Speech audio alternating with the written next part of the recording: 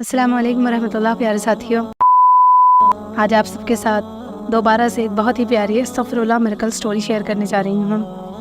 अस्तगफिरुल्लाह miracle इतने ज़्यादा हैं कि मैं आपसे शेयर करती जाऊँगी लेकिन वो मिरेकल्स ख़त्म नहीं होंगे, क्योंकि अल्लाह पाक ने ही तो कुरान में फ़रमाया है ना, तुम तौबा करो, मैं तुम्हें रिस्क दूँगा, मैं तुम्हें बेटे दूँगा, मैं तुम्हारे गुनाह माफ़ करूँ, तुम्हारे दर्जात बुलंद करूँगा। तो ऐसा कैसे हो सकता है कि हम अल्लाह पाक से तौबा करें और अल्लाह पाक हमारी मुश्किलें हल ना करें। हर इंसान किसी न किसी सिचुएशन में गिरा है, लेकिन उससे निकलने के लिए उसे कोशिश करना पड़ती है। हम दुनियावी कोशिश कर रहे होते हैं लेकिन हम बार बार वहाँ अटक जाते हैं। लेकिन जो इंसान अल्लाह से तौबा कर रहा होता है, इस्तग़फ़ार पढ़ रहा होता है, तो उसके लिए रास्ते बनते जाते हैं और ऐसी जगह से रास्ते बनते हैं जहाँ से उसको गुमान भी नहीं होता। क्योंकि अस्तग़फ़िरुल्लाह पढ़ने वालों के लिए अल्लाह पाक का यही फरमान है कि मैं तुम्हें वहाँ से रिस्क दूँगा, मैं तुम्हारे लिए वहाँ से मदद भेजूँगा जहाँ से तुम्हें गुमान भी नहीं होगा। तो इसीलिए ज़्यादा से ज़्यादा तौबा करें। आज एक बहन की स्टोरी आप लोगों के साथ शेयर कर रही हूँ। बहुत ही प्यारी स्टोरी है, गौर से सुनिएगा।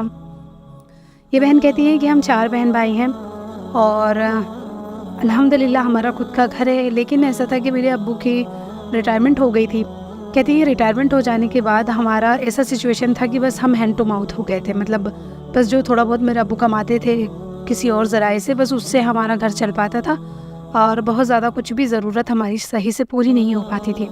कहती हैं कि बड़े परेशान थे और उसमें ऐसा हुआ कि फिर मेरी जो बहन थी बड़ी वाली, उनका कहीं से रिश्ता आया। कहती हैं कि फिर उनका रिश्ता आया, वो रिश्ता ठीक ठाक था, वहाँ पर शादी पक्की हो गई और कुछ दिन बाद हमने उनकी शादी कर दी। शादी भी हम लोगों ने लोन लेकर करी, उधार लेकर करी, क्योंकि हमारे पास इतना पैसा नहीं था। मेरे अब्बू जो जॉब करते थे वो भी इतनी सफिशिएंट नहीं थी, लेकिन इतना था कि बस हमारा गुजारा हो जाता था। कहती हैं कि बस ऐसे ही ज़िंदगी चल रही थी। पहले तो हम हैंड टू माउथ थे, उसके बाद हमारे ऊपर ये कर्ज़ा। अब धीरे धीरे हम लोग कर्ज़ा भी उतार रहे थे। मेरे भाई ने भी एक जॉब करने की कोशिश की, लेकिन उसकी भी कमाई में इतनी ज़्यादा नहीं थी, उसकी भी अर्निंग, कि हमारा घर बिल्कुल ठीक तरीके से चल सके। फिर वो कहती हैं कि अल्लाह ने हमारे ऊपर एक और आजमाइश भेजी। कहती हैं कि मेरी बहन जिनकी शादी हुई थी, उनके शौहर का अचानक इंतकाल हो गया। कहती